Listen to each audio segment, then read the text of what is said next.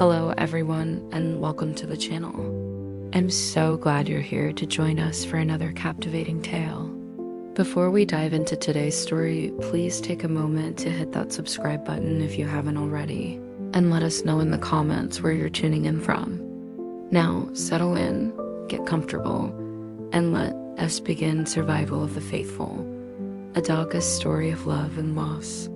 Max was born on a crisp spring morning, one of 6 wriggling bundles of golden fur, but even then, there was something undeniably special about him. He was the biggest, the boldest, and possessed eyes that seemed to hold an ancient wisdom, even as a tiny pup. From the moment he opened them, a deep, unwavering loyalty shone through, a promise of devotion to whoever would claim his heart. That claim came swiftly in the form of a small boy named Leo. Leo Miller, with his messy brown hair and freckled nose, had fallen in love the instant he saw Max, not just with his golden coat, but with the boundless spirit that pulsed within the little dog. The Miller family, Leo, his younger sister Lily, their kind mother Sarah, and their steady father David, welcomed Max into their home with open arms and hearts. It was a home filled with the scent of freshly baked cookies, the sound of laughter, and the gentle hum of everyday life. For Max, it was paradise. His early days were a blur of joyous discovery, the exhilarating feeling of soft grass beneath his paws, the thrill of chasing a rolling ball, the comfort of Leo's small hand stroking his head as they watched cartoons on the living room floor. Max learned quickly not just tricks like sit and stay, but the intricate rhythms of family life. He understood the meaning of Sarah's gentle sighs when she was tired, the unspoken bond between David and Leo during their evening ball games, and the pure, unadulterated delight in Lily's squeals when he licked her face. He was more than a pet. He was a furry, 4-legged member of the Miller clan, a silent observer and an ever-present source of unconditional love. Their house, a cozy 2-story with a sprawling backyard, became Max's kingdom.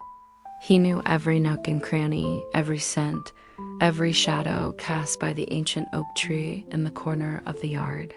He had his favorite sunbeam for napping, his designated spot by the front door when waiting for the children to return from school, and his special cushion at the foot of Leo's bed.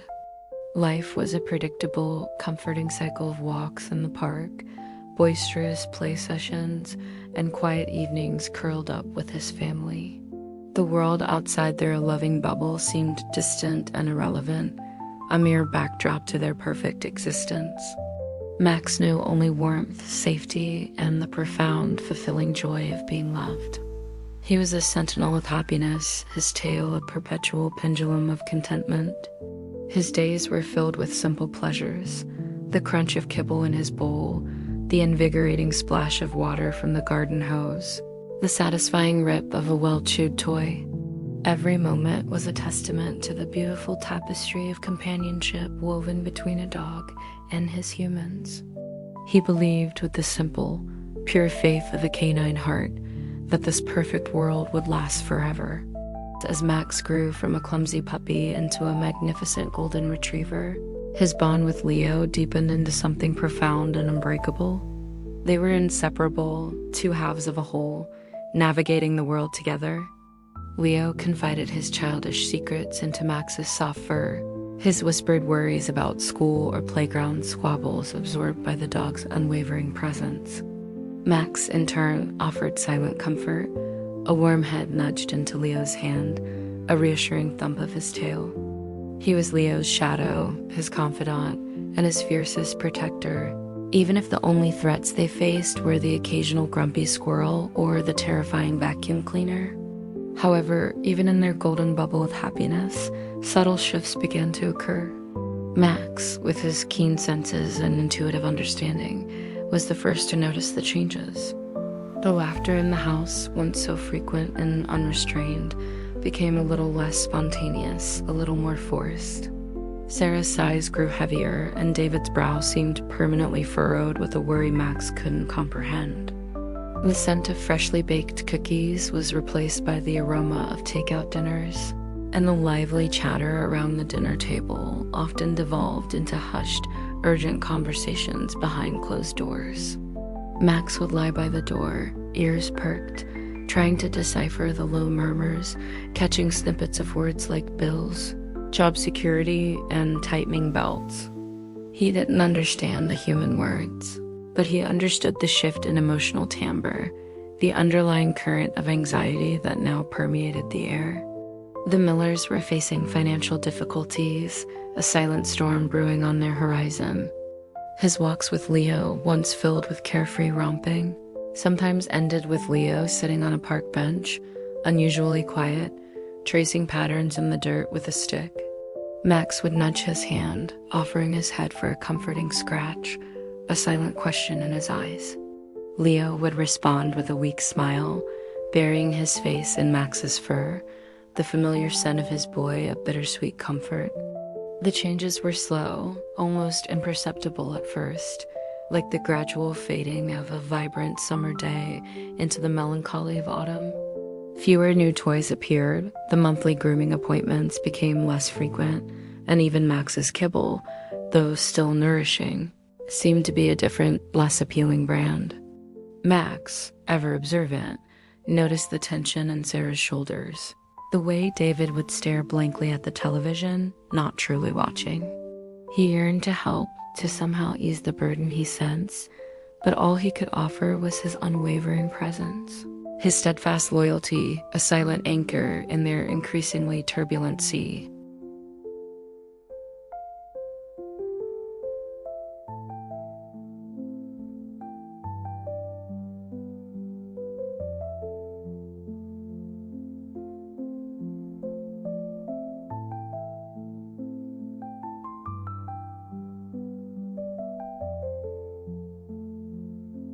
The subtle shifts gradually coalesced into more overt changes, impossible for even a dog's simple heart to ignore. The Miller house, once a beacon of warmth and stability, began to feel like a place of quiet desperation. Max noticed that David spent more time on the phone, his voice low and strained, and Sarah often cried softly into her hands when she thought no one was watching. Willie, usually a whirlwind of energy, became clingy and quiet, often seeking comfort by burying her face in Max's side. Leo, however, was the one most affected, his youthful exuberance slowly replaced by a somber thoughtfulness that was too heavy for a boy his age. Max would watch him from his spot on the rug, a pang of something akin to human sadness stirring within him. The backyard, once a playground for Max and the children, now lay fallow, the swing set silent, the ball rarely thrown. Walks became shorter, less frequent, and always on a tight leash, as if the family feared losing even a moment of his presence. Max could sense their fear, a primal anxiety that mirrored his own growing unease. He didn't understand why the Miller family, his family, was changing, why the light in their eyes seemed to dim a little more each day. He tried to offer comfort in the only ways he knew how, a gentle nudge of his head, a soft whine, or simply by resting his heavy head on their laps, his warm presence a silent promise that he was there always. He would follow Sarah from room to room, his tail giving a tentative wag, hoping to elicit a smile, a pat, a moment of their old joy. One evening, Max overheard a conversation that made his fur prickle with an unknown dread. He was curled at the foot of Leo's bed, pretending to be asleep, when David and Sarah came in, their voices hushed. He caught words like foreclosure, relocate, and impossible. Max didn't understand the specifics, but the tone, the raw pain in Sarah's voice, and the heavy weariness in David's spoke volumes. He sensed a profound loss, a tearing apart of the very fabric of their lives. He instinctively moved closer to Leo, who was already asleep, his small chest rising and falling rhythmically. Max pressed his warm body against Leo's, as if his physical presence could somehow ward off the invisible specter of sorrow that hung over their home. He felt a deep protective instinct surge through him, a fierce resolve to stay by his boy no matter what. He knew that whatever changes were coming, they were going to be significant, and he was determined to face them with his family. His loyalty was an unshakable fortress, a silent vow to remain by their side through every storm. He hoped, with the simple, unwavering hope of a dog, that his presence alone would be enough to mend the cracks appearing in their once perfect world. The weight of their worry became his own, a heavy, unspoken burden shared. The quiet desperation that had permeated the Miller home eventually gave way to a flurry of frantic activity. Boxes, once used for storing holiday decorations or old toys, now appeared in every room, their cardboard surfaces eager to swallow the remnants of their life.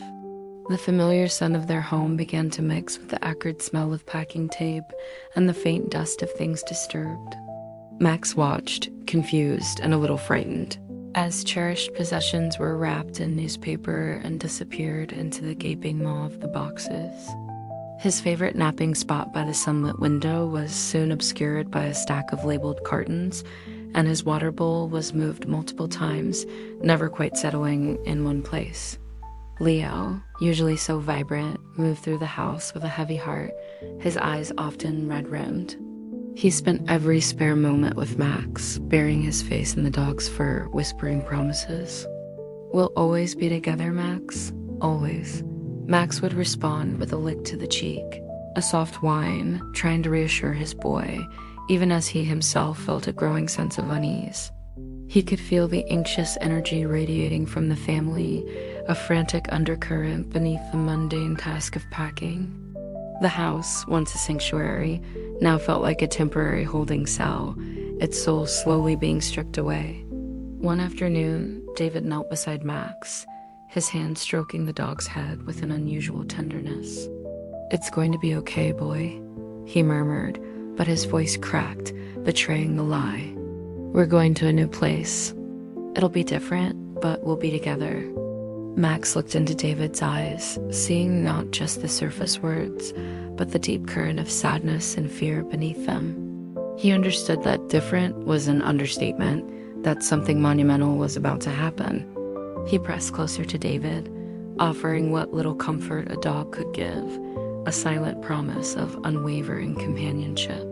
He wanted to tell them he understood, that he would be brave, that he would follow them anywhere. But all he could do was thump his tail softly, a quiet affirmation of his devotion. The day of the move arrived shrouded in a gray, melancholy light. A large moving truck, a monstrous metal beast, rumbled down their street and parked at the curb, its enormous cargo bay ready to swallow their past. The air was thick with tension, with unspoken goodbyes to a life they were leaving behind. Max, usually so eager for a car ride, felt a strange reluctance. He watched as the furniture, piece by piece, was carried out, each item a memory being carted away. The house grew emptier, colder, losing its familiar scent, its comforting echoes.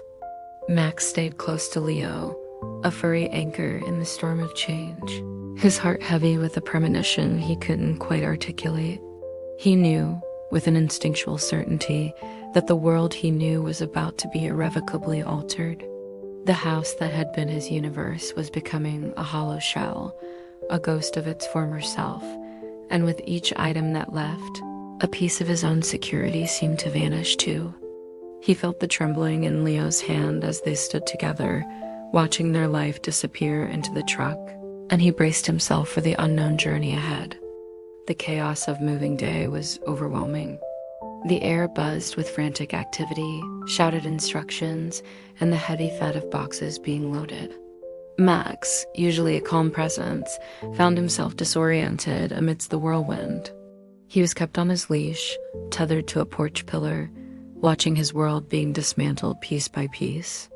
The familiar smells of home were replaced by the sharp tang of dust and sweat, and the comforting sounds of family life by the incessant rumble of the moving truck and the hurried footsteps of strangers. Leo, his face streaked with tears and dirt, came to him periodically, offering quick, frantic hugs and whispered reassurances. "Almost done, Max, then we go. Together." Max clung to those words, a lifeline in the sea of confusion. As the afternoon wore on, the house became an empty echo. The last box was loaded, the truck's engine roared to life, and David called out, "All right, everyone in the car. We need to get going." Max watched as Sarah, Lily, and David piled into their old sedan. Leo, however, seemed to hesitate, looking back at the empty house, a deep sorrow etched on his young face. He was the last to climb into the car, and in the rush, in the flurry of goodbyes to neighbors and last-minute checks, a terrible oversight occurred. Max, still tethered, was forgotten. His leash, usually a symbol of connection, became a cruel tether to a vanishing past. He watched, his heart pounding a frantic rhythm against his ribs, as the sedan pulled away from the curb.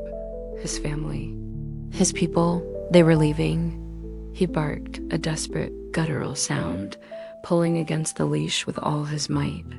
He barked again, a series of sharp, pleading cries, but the car was already turning the corner, its tail lights disappearing from view. A horrifying realization slowly dawned on him. They were gone. He was alone. The silence that descended upon the street was deafening, a stark contrast to the earlier cacophony. The empty house loomed behind him, a hollow shell. Max whined, a mournful sound that tore through the quiet afternoon, then barked again, a broken plea. He pulled harder, his throat raw, until the cheap plastic clip on his leash snapped with a faint click. Freedom, but at what cost? He bolted, a golden streak down the sidewalk, following the scent of his family, the fading exhaust fumes of their car. He ran without thought, driven by instinct and a desperate primal love. He ran past familiar houses, past barking dogs behind fences, past startled pedestrians. His paws pounded the pavement, a frantic drumbeat against the growing despair in his heart. The street, once his familiar territory, now seemed vast and indifferent, each turn leading him further into an unknown, terrifying labyrinth. He called out, a series of short, sharp barks, hoping against hope that they would hear him, that they would stop, that they would come back.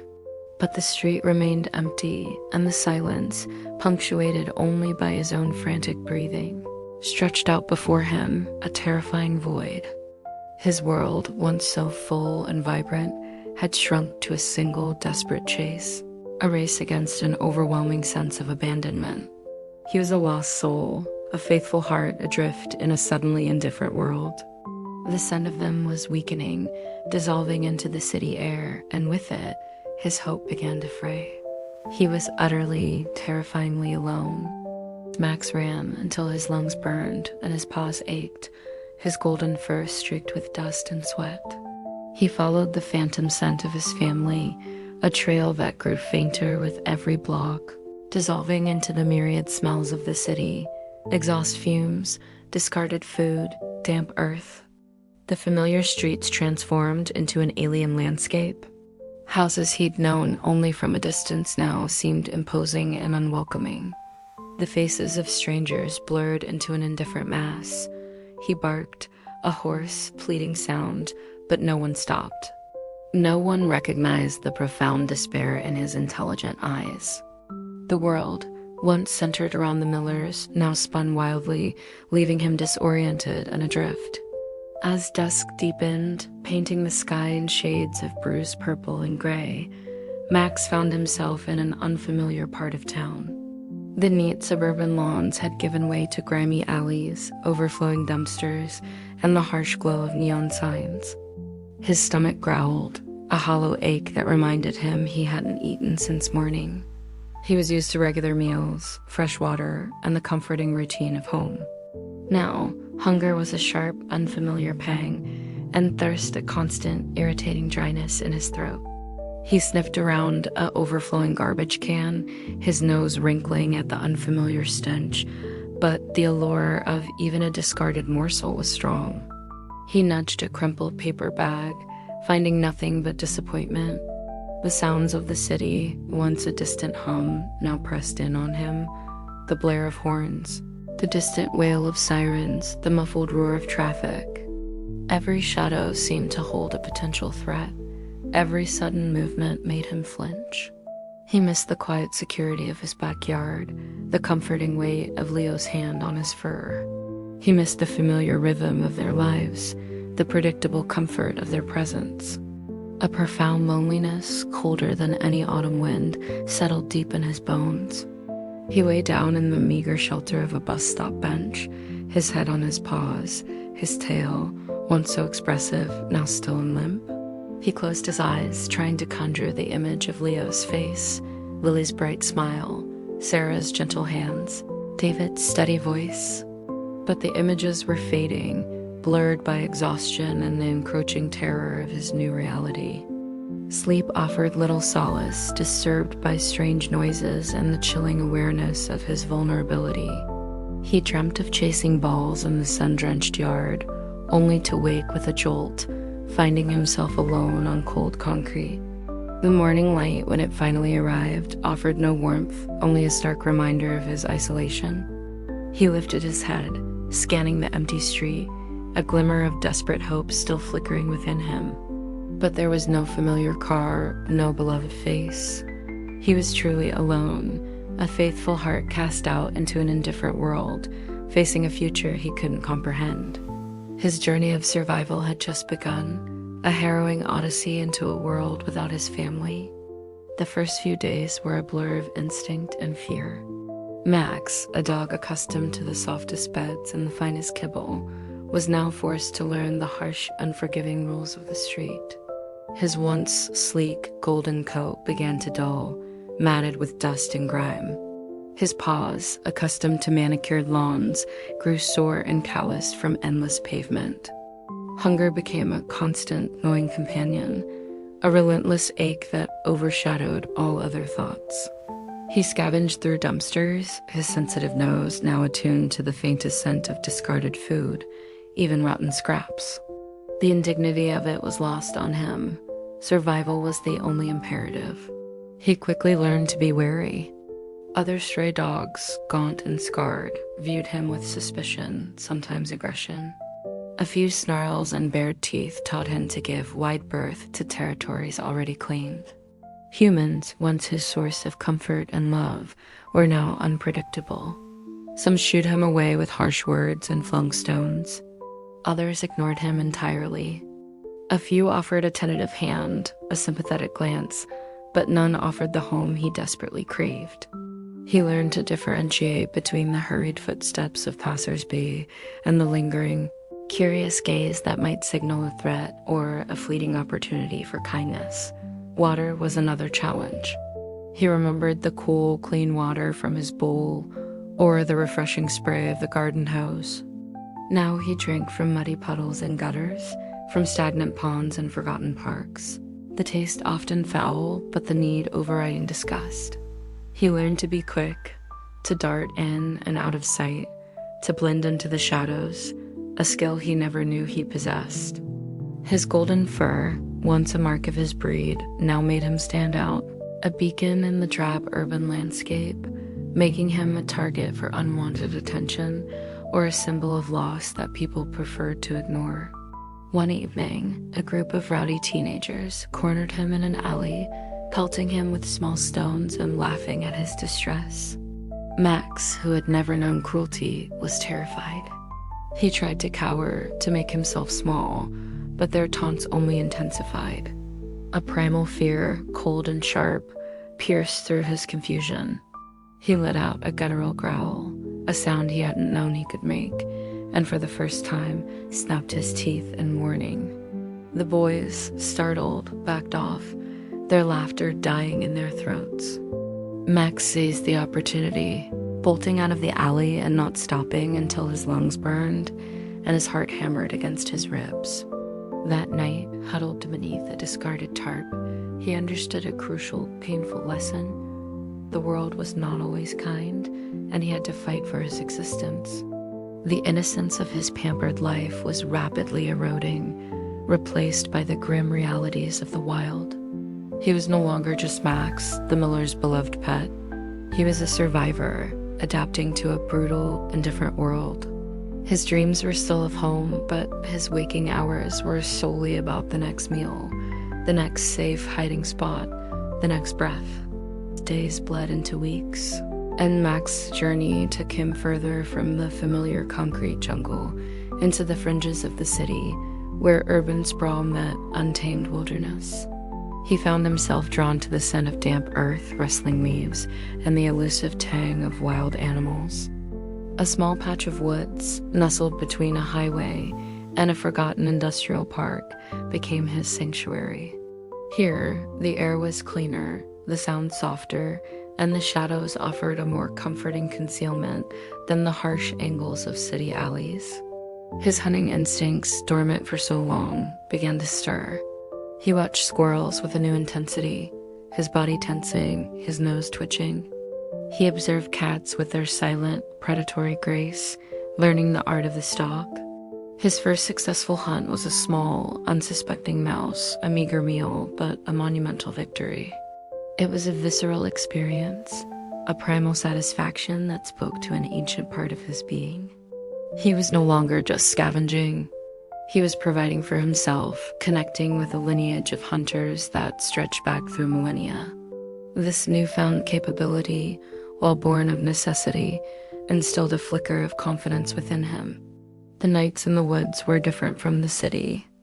Instead of sirens and traffic, he heard the hoot of an owl, the rustle of unseen creatures in the undergrowth, the distant howl of a coyote. These sounds, initially unsettling, slowly began to weave themselves into a new kind of lullaby, the symphony of the wild. He learned to distinguish between the harmless chirps of crickets and the warning calls of birds, between the gentle sway of branches and the stealthy approach of another animal. He discovered sheltered spots beneath the roots of old trees, hidden nooks where he could curl up, feeling relatively safe from the elements and unseen threats. His senses sharpened to an extraordinary degree. The slightest shift in wind direction brought a wealth of information. The presence of water, the scent of prey, the lingering odor of a predator. His hearing could pick up the faintest rustle of leaves. His sight could pierce through the gloom of twilight. He was transforming, shedding the soft edges of a pampered pet and growing into a lean, self-reliant creature of the wild. Yet, even as he adapted, the memory of his past life lingered, a warm, distant echo. He would sometimes catch a specific scent, a faint whiff of human perfume, a hint of something cooking on a distant grill, and his heart would ache with a familiar longing. He was surviving, yes, but at what cost? He was becoming a different dog, one shaped by the harsh hand of necessity, yet still carrying the indelible mark of the faithful companion he once was. The wild offered him survival, but it could not offer the one thing his heart truly yearned for, his family's love. As autumn's vibrant hues faded into the stark gray and white of winter, Max faced his greatest challenge yet. The crisp air turned biting, the ground hardened with frost, and the once abundant small game grew scarce. The woods, his sanctuary, transformed into a desolate, unforgiving landscape. His golden fur, once a source of pride, now seemed inadequate against the relentless cold. He shivered constantly, his body burning precious calories just to maintain warmth.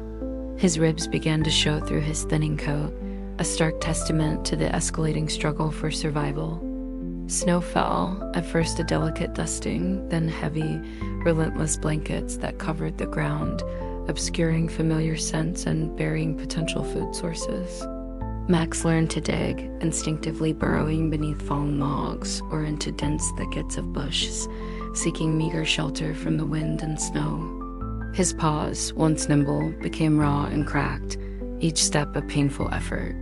Water sources froze, forcing him to lick at patches of snow, the icy flakes offering little true hydration, but staving off the worst of his thirst.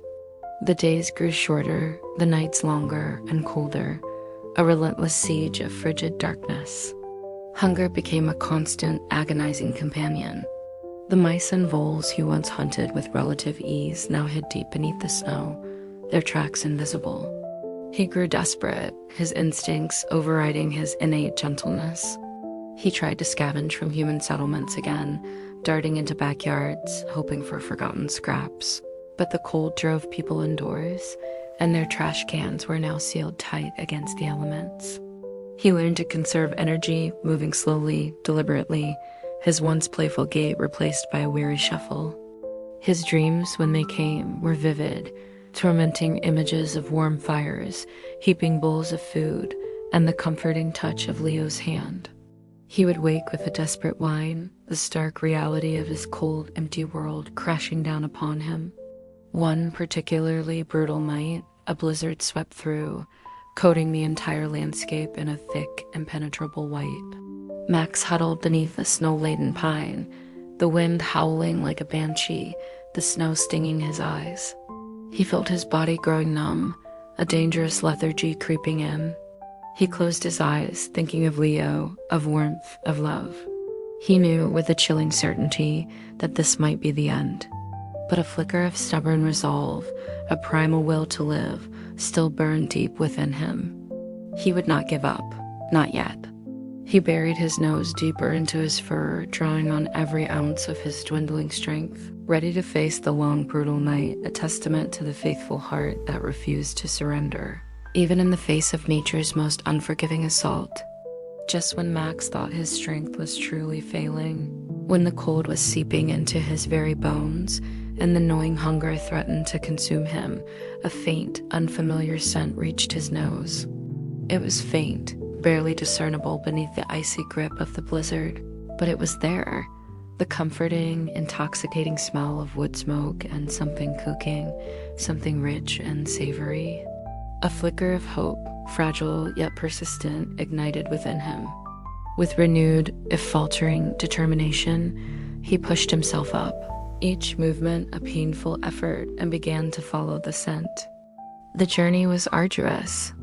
The snow was deep, and the wind whipped around him, stinging his eyes and making it difficult to maintain his footing. He stumbled, fell, and rose again, driven by the sheer will to survive and the tantalizing promise of warmth and food. He traveled for what felt like an eternity, his body screaming in protest until he saw it, a faint glow in the distance, a beacon in the swirling white. It was a small, rustic cabin, smoke curling lazily from its stone chimney, nestled deep within the snow-covered woods. As he drew closer, the scent grew stronger, almost overwhelming. His stomach rumbled violently, a desperate plea. He approached cautiously, his instincts as a stray warring with the deep-seated desire for human companionship.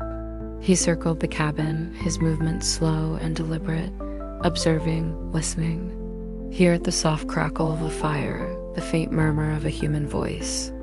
It was an old voice, gentle and low. Peeking through a gap in a broken fence, he saw an elderly woman, her back to him, scattering birdseed near a feeder. She moved slowly, deliberately, her figure cloaked in a thick woolen shawl. Max hesitated, fear still a potent force, but the cold was too deep, the hunger too acute. He took a tentative step forward, then another, his paws crunching softly in the snow.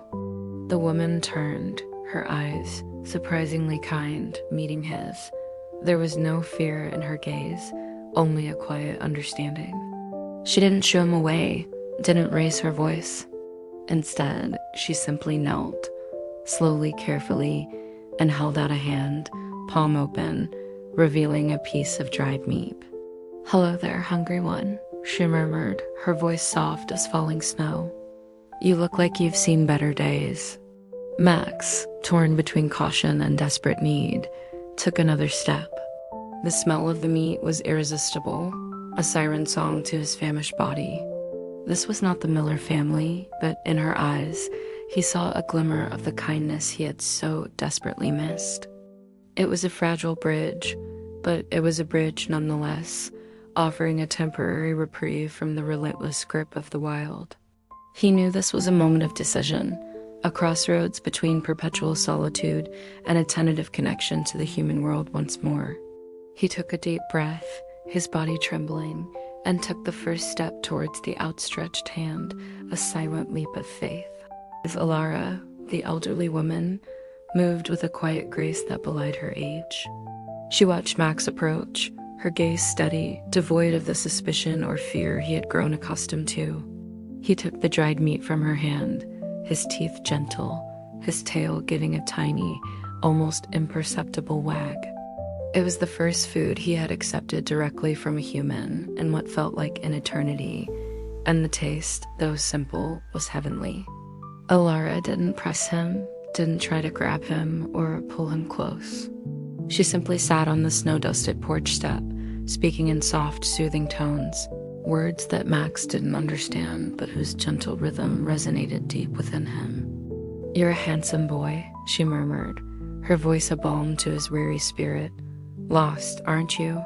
So many lost things in this world."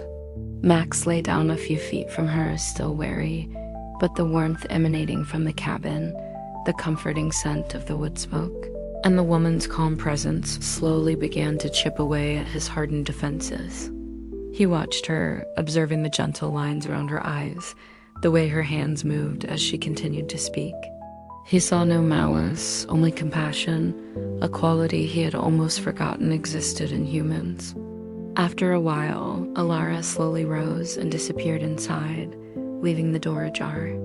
Max hesitated then, driven by the irresistible allure of warmth. He crept towards the opening.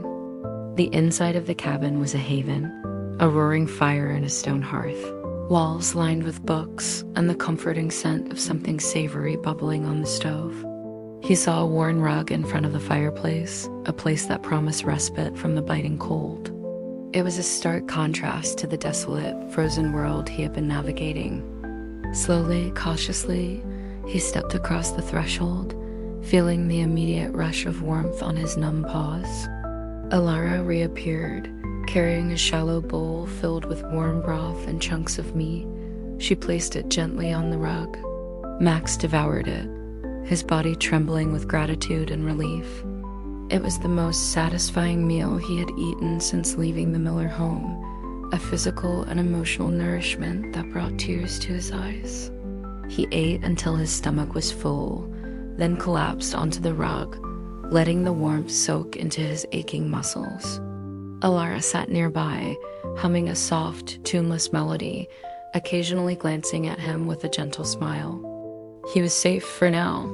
This was not his home with Leo, but it was a sanctuary, a temporary reprieve, and in the quiet solitude of Alara's cabin, a tiny seed of hope began to bloom in Max's weary heart. He had found a haven, a place where the shadows of his past could momentarily recede, allowing him to simply be, to heal, to rest. He felt the tension leave his body, the constant vigilance easing, and for the first time in months, he truly slept, a deep, restorative slumber, dreaming not of loss, but of quiet warmth and a gentle hand. Life with Alara was a stark contrast to the brutal existence Max had endured in the wilderness. The cabin was small but meticulously kept, filled with the scent of pine, old books, and the ever-present warmth of the fireplace. Alara treated him with a quiet reverence, never pushing, always allowing him his space. She offered him food, water, and shelter, asking for nothing in return but his presence. Max, in turn, began to heal. The deep gashes on his paws mended, his golden coat regained some of its former luster, and the gauntness in his frame slowly filled out. He began to trust, cautiously at first, then with a growing ease. He would follow Alara on her short walks around the property, staying close, a silent guardian. He learned the rhythm of her days, the morning routine of feeding the birds, the quiet afternoons spent reading by the fire, the simple evening meals. He would often lie at her feet, his head resting on her lap, allowing her gentle hand to stroke his fur. In those moments, a profound sense of peace would settle over him, a feeling he hadn't experienced since his days with the Millers. Yet, despite the comfort and safety, the echoes of his past still resonated deep within him. Sometimes, a particular sound, a child's distant laughter, the rumble of a passing truck on the unseen road, would send a pang of longing through him. He would lift his head, his ears perked, searching for a familiar face, a voice that never came. He would catch a glimpse of his reflection in the cabin window, seeing not just the strong, resilient dog he had become, but also the ghost of the carefree puppy who once chased balls with Leo. The memories were bittersweet, a constant reminder of the love he had lost, a wound that, though scarred, still throbbed with a dull ache. Alara, with her quiet wisdom, seemed to sense his inner turmoil. She would often speak to him, her voice soft and understanding. "You've seen a lot, haven't you, boy?" she would say, stroking his head. "Lost something precious, I can tell." He didn't understand the words, but he understood the empathy in her tone, the way her eyes mirrored his own unspoken sadness. He knew she saw past the survivor to the faithful heart still aching for its original family. He was grateful for Alara's sanctuary, for the warmth and the food, but a part of him, the deepest part, would always yearn for Leo, for Lily, for the life he had left behind. He carried their love, their memory, like a precious, invisible burden, a constant reminder of who he once was and who he still wished to be. Her home was a balm for his body, but his spirit remained tethered to the past, a silent testament to enduring loyalty.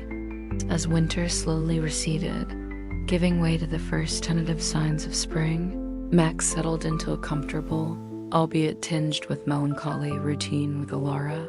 The days grew longer, the sun warmer, and the snow began to melt, revealing the dormant earth beneath. Max would spend his mornings exploring the immediate vicinity of the cabin, his nose twitching with the myriad new scents brought by the changing season. He would watch Alara tend to her small garden, her gnarled hands coaxing life from the soil, a process he found strangely comforting in its predictability. His body had fully recovered, his golden coat now thick and lustrous again, his muscles lean and powerful from his time in the wild. He moved with a quiet confidence, no longer the terrified stray, but a capable, self-assured dog. Yet, his gaze often drifted towards the distant tree line, a silent question in his eyes. He wondered still if he would ever see his family again. The hope was fainter now, a delicate ember rather than a roaring flame, but it never fully extinguished. Alara, in her gentle way, encouraged him to explore, but always with the unspoken understanding that he would return. She would leave the cabin door ajar, a silent invitation, and a warm meal would always be waiting. Max would sometimes venture further than before, following deer trails, observing the bustling life of the forest as it awoke from its winter slumber. He learned the habits of the local wildlife, the paths of the rabbits, the territorial calls of the birds. He was a part of this wild world now, yet he was also a bridge between two worlds, the domestic comfort of Alara's cabin and the untamed beauty of the woods. He became Alara's silent companion, her shadow. He would lie by her feet as she read, occasionally nudging her hand for a comforting scratch behind the ears. He would alert her to the approach of deer or the distant sound of a vehicle, his low growl a protective rumble. He was no longer just a guest. He had become a part of her quiet life, a steadfast presence in her solitary existence. Alara, in turn, seemed to thrive on his companionship. Her step became a little lighter, her smile a little more frequent. They were two solitary souls, bound by a shared quietness and a mutual, unspoken understanding. While Max still carried the deep imprint of his past, he was also slowly, gently building a new present, a testament to the enduring power of connection and the quiet solace found in shared existence. He was learning that a new form of love, though different, could also be profound and healing, even if it could never fully replace the original tapestry of his heart.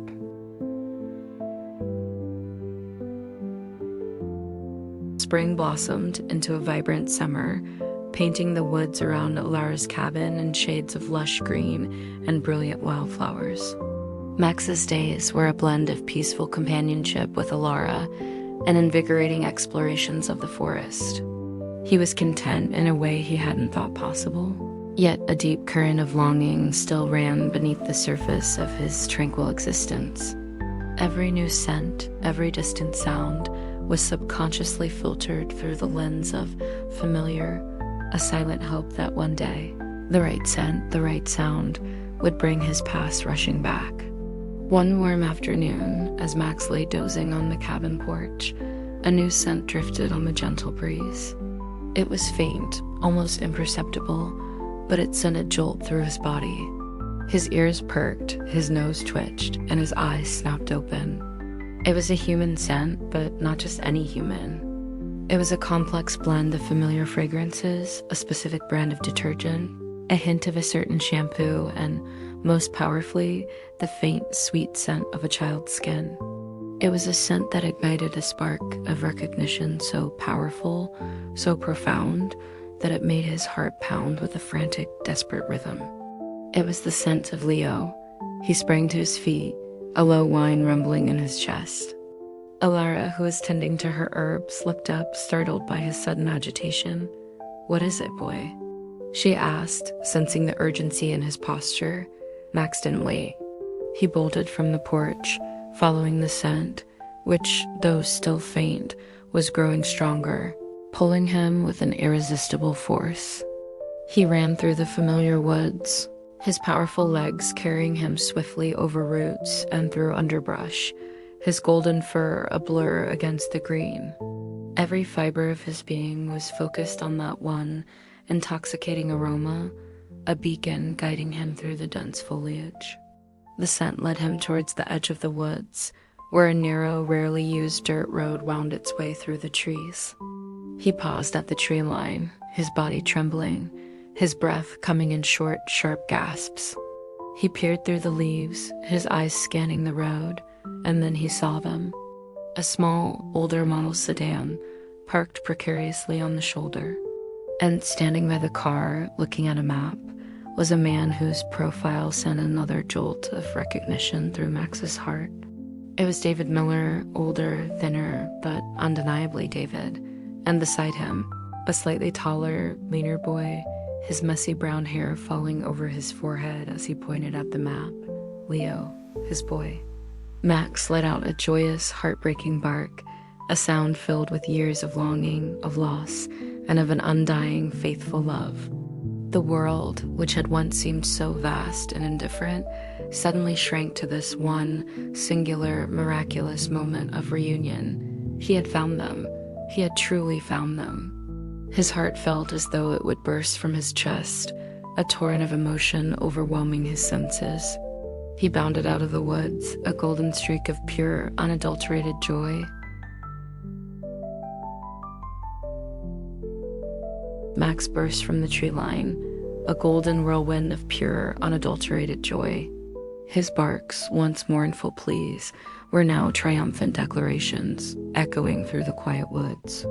David and Leo, startled by the sudden commotion, looked up, their faces a mix of surprise and apprehension. Max didn't hesitate.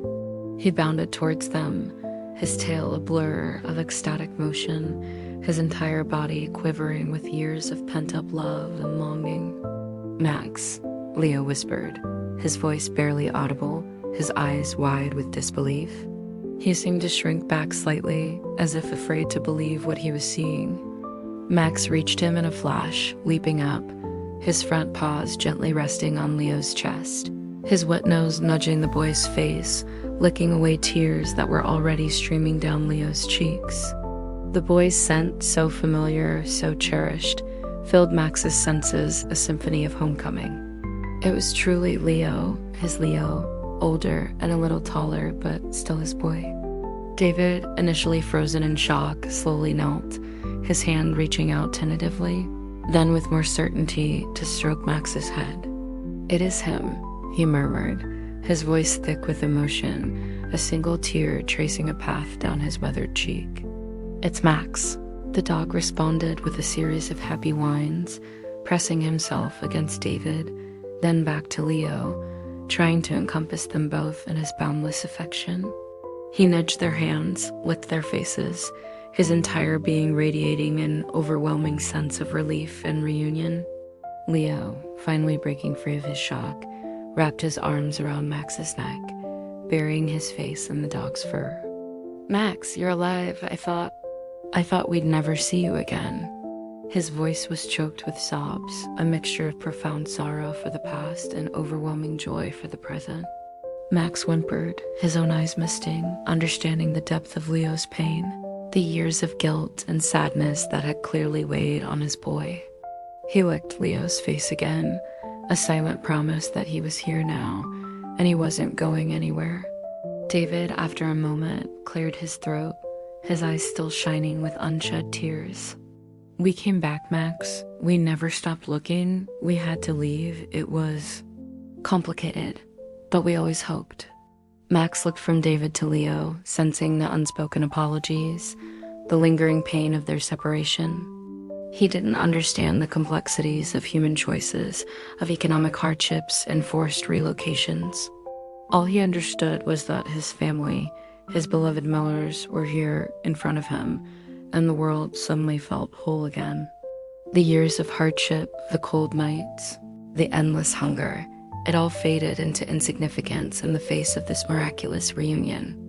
He had survived, not just for himself, but for this moment, a testament to the enduring power of a faithful heart and the unbreakable bond between a dog and his family.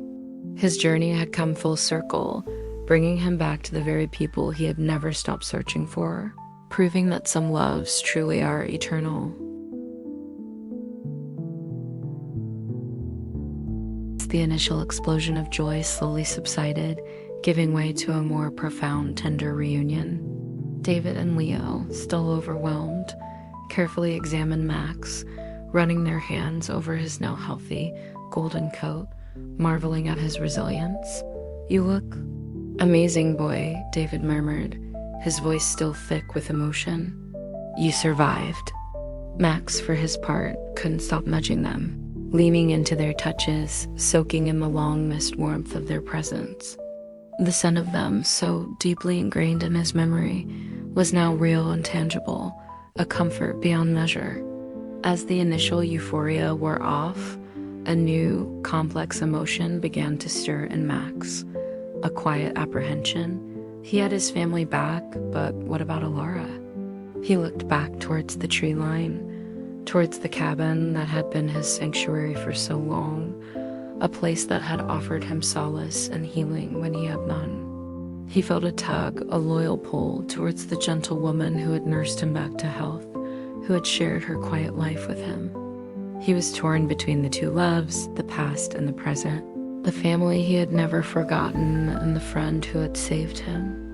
David, noticing Max's gaze, followed his line of sight towards the woods. "What is it, Max? Is someone else out there?" he asked, a hint of curiosity in his voice. Leo, wiping his eyes, added, "Did you find a new homeboy?" Max whined softly, looking from Leo to the woods, trying to convey the dilemma in his heart. He wanted them to understand, to know about Alara, about her kindness, about the quiet, comforting life he had built with her. He nudged Leo's hand, then turned his head towards the woods, inviting them to follow. David and Leo exchanged a glance, sensing the unspoken message. "He wants us to follow him," Leo said, his voice a little more confident now. "He's trying to show us something." David nodded, a thoughtful expression on his face. "All right, boy.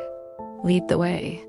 Max, heartened by their willingness to understand, turned and trotted back towards the tree line, occasionally looking back to ensure they were following. He led them through the familiar paths, past the ancient oak, towards the clearing where Alara's cabin stood. He was bringing his two worlds together, hoping they could coexist, hoping that the love he felt for both could somehow merge into a new, harmonious whole. He wanted his family to meet the woman who had become his lifeline, to understand the depth of her compassion, and to see the home that had sheltered him through the darkest days. It was a step into an uncertain future, but one he faced with a renewed sense of purpose, knowing that he was no longer alone. As Max led David and Leo through the woods, he could feel their presence behind him, a comforting weight. He heard David's soft comments about the beauty of the forest and Leo's excited whispers about seeing deer tracks. He knew they were curious, perhaps a little apprehensive, but they trusted him. And that trust, after all this time, was a balm to his soul. He emerged from the trees into the small clearing where Alara's cabin stood, smoke still curling from its chimney, the scent of her cooking wafting on the breeze. Alara was on the porch, her hands busy with a basket of freshly picked berries. She looked up, her gaze falling first on Max, then widening slightly as she saw the two men behind him. Her eyes, usually so serene, held a flicker of surprise, then a quiet understanding. Max trotted to her side, nudging her hand, then looked back at David and Leo, a silent plea in his eyes for acceptance, for connection. David stepped forward, a respectful distance from the porch. "Hello," he said, his voice gentle. "My name is David Miller, and this is my son Leo. We lost Max a while ago, and he led us here." Alara smiled, a warm, knowing smile that reached her eyes. "I had a feeling," she said, her voice soft. "He's told me much about you in his own way." She gestured towards Max, who was now looking from her to his family, his tail giving a tentative, hopeful wag. "He's a good dog, a faithful heart." Leo, still a little shy, edged closer. "Thank you," he said, his voice earnest. "Thank you for taking care of him." Alara nodded. "He took care of me too, in his own way. We were company for each other through a long winter." A comfortable silence settled between them, broken only by the chirping of birds and the rustle of leaves. Max lay down, his head on his paws, watching them, absorbing the quiet exchange, the merging of his two worlds. He saw the kindness in Alara's eyes, the gratitude in David and Leo's, and a profound sense of peace settled over him. They talked for a while, sharing stories. David explained the hardships that had led to their forced relocation, the desperate search for Max that had never truly ended, and how a chance detour had brought them back to the very woods where Max had found refuge. Alara spoke of Max's resilience, his gradual healing, and the quiet joy he had brought to her solitary life. Max listened, understanding the emotions more than the words, feeling the invisible threads that now connected them all. He had found not just his family, but had also brought them to the kind soul who had saved him. It was a bridge forged by love and loyalty, a unique convergence of paths that had once seemed irrevocably separate. He was a testament to the power of enduring love and a silent ambassador between the people who cherished him. The two halves of his heart, once separated by circumstance, were now finally beautifully whole. His journey of survival had led not just to reunion, but to a profound expansion of his world, embracing new bonds without forgetting the old. The afternoon at Alara's cabin passed in a gentle haze of shared stories and quiet understanding. Lily and Sarah, having been informed by David through a hastily made phone call, arrived later, their faces etched with worry, then transforming into overwhelming joy at the sight of Max. Lily, now a little older and less prone to outright squeals, nevertheless rushed to Max, wrapping her arms around his neck, burying her face in his fur. Sarah knelt, tears streaming down her face, murmuring his name like a prayer. It was a full family reunion, bathed in the soft glow of a late afternoon sun, and Max was at the heart of it all. But as the sun began to dip below the tree line, casting long shadows across the clearing, a difficult reality began to assert itself. The Millers had found Max, but their lives were still in flux. Their new home, a small apartment in a distant city, was not suitable for a large dog like Max. They had no backyard, no space for him to run and explore. And Alara, though she loved Max dearly, lived a solitary life, and while she had welcomed his companionship, she was also aware of the demands of a dog his size, especially as she grew older. The conversation, though unspoken for Max, was palpable in the somber expressions of his family. He watched as David and Sarah spoke quietly with Alara, their voices low, their gestures pensive. He heard words like responsibility, space, and what's best for him. Max sensed the tension, the weighty decision that hung in the air. He nudged Leo's hand, then Alara's, trying to bridge the gap, trying to understand. He was torn, his heart aching with the possibility of another separation, another loss. Finally, David knelt before Max, his eyes filled with a profound sadness. "Max, boy," he began, his voice thick. We love you so much, but our new home, it's not right for you. It's small, and you need space. You need to be free to run." He paused, swallowing hard.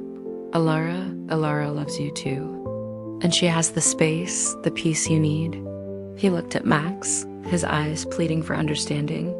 Max, with his intuitive canine wisdom, understood. He understood that his family, despite their love, was asking him to make a choice, or rather, making a choice for him out of love. It was a heart-wrenching realization, a new form of loss, even in the midst of reunion. He looked at Leo, whose face was stained with fresh tears, then at Lily, who was clinging to Sarah, her lower lip trembling. Then he looked at Alara, whose gentle eyes met his with quiet compassion. He remembered the cold, the hunger, the fear, and the sanctuary she had offered. He remembered the warmth of her cabin, the soft hand that had stroked his fur. His heart was heavy, split between the past and the present, between the family he had yearned for and the woman who had saved him. It was a choice born of love, but it was a choice nonetheless, one that would redefine the meaning of home for him once more. He sensed the unspoken truth. This was not a farewell, but a new beginning, a testament to a love so deep it allowed for letting go, for the sake of true happiness.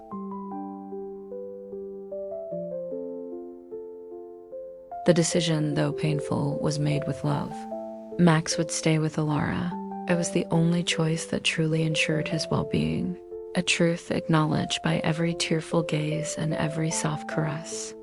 Leo, after his initial outburst of grief, spent the remaining hours of the day clinging to Max, whispering his favorite memories, promising to visit often. Lily, less vocal but equally heartbroken, drew countless pictures of Max and Alara's cabin, a way of keeping him close. Sarah and David, though pained, found solace in Alara's quiet assurances. "He'll be safe here," Alara promised them, her hand resting gently on Max's head. "He'll be loved, and he'll have the space he needs." They knew she spoke the truth. Their new life, still uncertain and confined, was no place for a dog like Max. He deserved the freedom of the woods, the warmth of a constant hearth, and the steady companionship that Alara offered. The farewell was agonizing. Max, with his deep understanding of human emotion, sensed the finality of the moment, even amidst the promises of visits. He licked Leo's tear-stained face one last time, feeling the familiar warmth of his boy's embrace.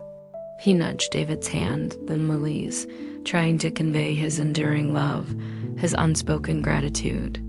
As the Miller family slowly walked back towards their car, their figures growing smaller in the twilight, Max stood by Alara's side, watching them go.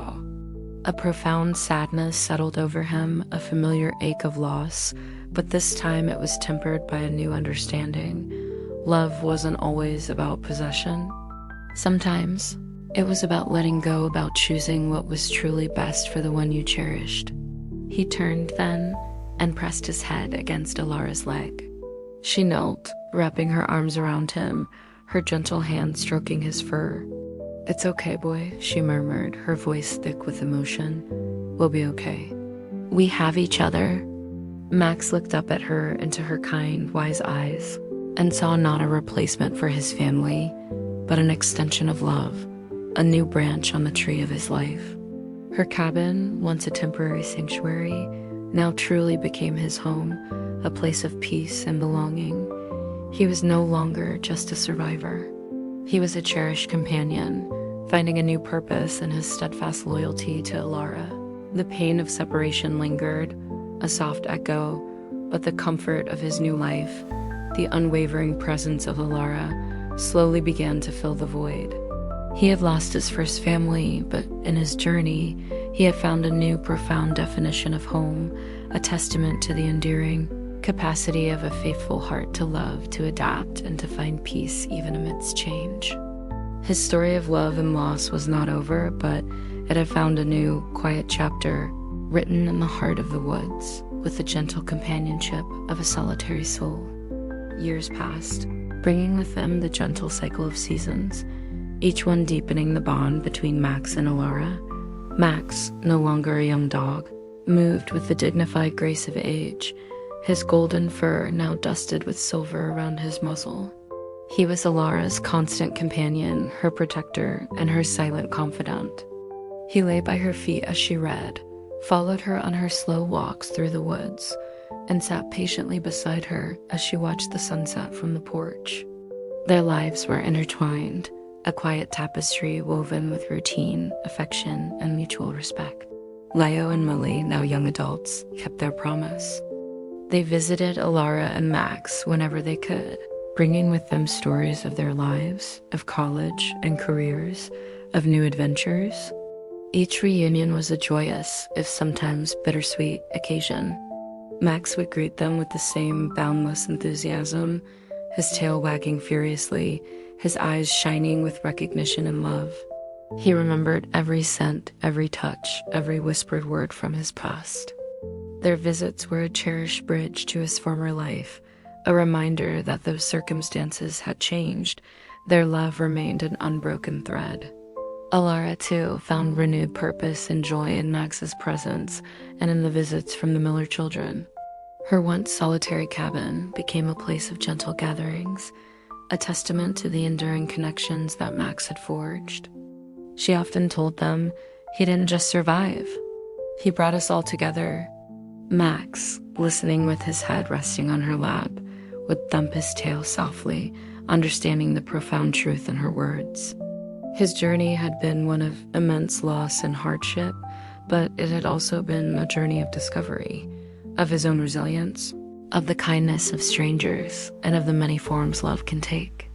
One crisp autumn afternoon, as the leaves turned to fiery hues and the air grew cool, Max lay by the fireplace, his head resting on Alara's lap. Her hand, gnarled with age, stroked his silvered fur. He closed his eyes, drifting into a peaceful sleep, his dreams filled with the warmth of the fire, the gentle touch of Alara's hand, and the distant, cherished echoes of Leo's laughter. He had survived the impossible, endured unimaginable loss, and in doing so, had found not just a new home, but a deeper understanding of love itself. His story was a testament to the unwavering spirit of a faithful heart, a golden thread of loyalty woven through a life of love and loss, ultimately finding peace in the quiet embrace of a new enduring family. Max, the faithful, had not only endured but had thrived, leaving an indelible paw print on the hearts of all who knew him. His legacy was one of unwavering devotion, a beacon of hope for all lost souls seeking their way home. His journey was a completed circle, full of love, enduring to the very end.